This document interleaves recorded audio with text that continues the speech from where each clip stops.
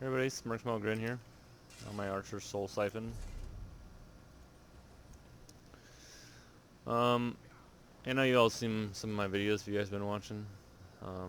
I really haven't figured out how to work my mic until now to work on YouTube. Pretty new to posting and everything. I've been playing the game since beta though. I'm pretty much playing an Archer almost all the time, and then I started branching off into a lot of tanks. So I'm gonna start doing some videos for my Archers and showing you guys some of my tanks and everything. But I built this character mainly as a tank. Actually, I think he was a bomb blade at first, and then he swapped to tank, and then I swapped to something else. And then Slodes came out, so I was like, you know what, I want a second archer, and Slodes is pretty OP, and I'm getting tired of people using their bubbles in PvP and escaping with, 2% life, and they're just spamming bubbles and heals. Um, so I've made an all Oblivion damage character. This character, I went Moloch just for that weapon damage, and then the weapon damage from the two-piece set bonus. The overkill, we get the light attack to proc it.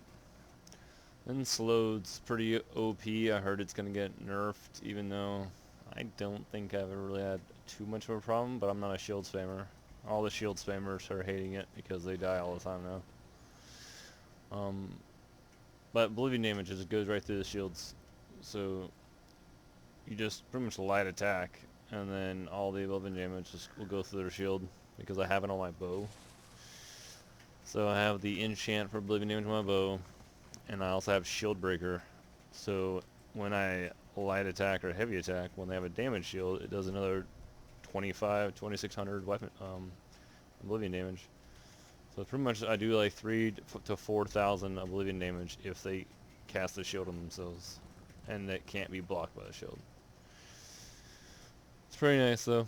So Slodes, Shield Breaker, Moloch, and I think that's kind of like the standard of Slodes and Shield Breaker right now. My playstyle I think is different than most um, Night Blades. Most Night Blades, they have like their two-hander charge, and then they have like an execute on their bar, so they like, snipe, poison inject, charge, execute, kill the person. I really don't like to melee on my Nightblade. I just stay pure range. The only time I really melee is when I'm forced to. Like if they're low life, I'll just like use my execute on them, my ult, and my ult will kill them. Or I use it for defense. Like they're charging me, and I'm shooting them, and they get close to me, and they're finally low enough, and I'll just ult and kill them. But yeah, my playstyle. Poison injection. Do poison injection just because it's a nice dot and it does massive damage, so it's almost like an execute when they get low life. Snipe. This character, I mean almost all bow characters you need snipe. Piercing Mark. I like it because of the assassin passive. Assassin passives increases weapon damage in your crits for each assassin ability you have on. And then I have Camouflage Hunter and Rearming Trap on my bar because it gives me the 2191 crit at all times. 8% damage done, and then I also love traps. So this character is highly spec'd the traps. Fear Trap, Mage Rune Trap, Fighter's Guild Trap. It's great. But those, I don't know if you pay attention to passes, you should if you're thinking about a character build. Passes for Fighter's Guild, just having them on your bar, 3% for each one. So that's 6% more increase to my weapon damage, just having those on my bar. So you definitely should pay attention to those passes. My off bar, gotta have the Vanish. Otherwise, don't play a Nightblade. If you don't have this on your bar as a Nightblade, you're doing something wrong, because it's probably one of the best Nightblade abilities there is. Mage Trap is pretty good. It's a great knockup. Fear Trap is probably my favorite trap, just because it makes two of them. You can cast it at like if you're like defending some objective, cast it in front of you, and then you have the trap on you. So while you're sniping somebody, you can stand in your trap.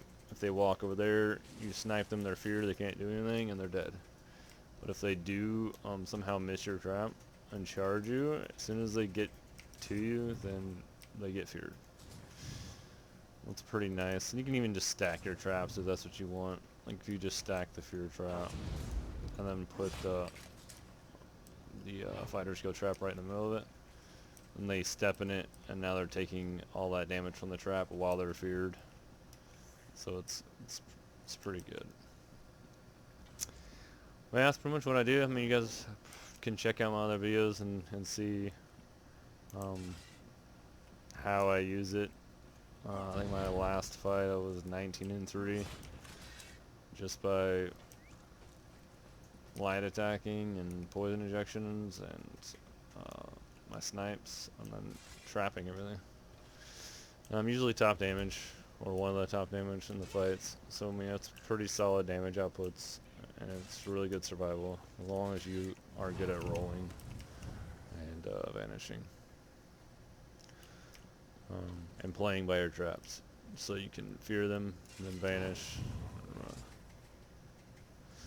and run. But yeah, I'm gonna make a character for my main, or a video for my main character, and some for my tanks after this probably. If you guys want to know my champion points, I don't know if you care about that. It's kind of easy.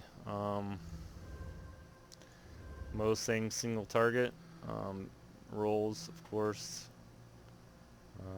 Healing, reduction. So I have that poison snipe to reduce their healing. So I wanted to spec into it in this character. Just a basic health recovery, stamina recovery. Warlord to break free. Light attacks to siphon their resources. Healing recovery. Reduce damage from light and heavy attacks. Elemental resist. Physical attacks resist. Spell shield and resistance. Ironclad. Reduce from single target attacks. And then it's precise strikes, so all my crit damage from sim abilities, my dots, and physical damage, it's all increased. Master of Arms, increased damage with direct damage attacks, shattering blows. So this is the thing you want to spec into, because if you have this build, because now they have that damage shield on. As soon as we toss that damage shield on, now I'm going to do 17% more damage to them with, you know, all my attacks and my oblivion damage.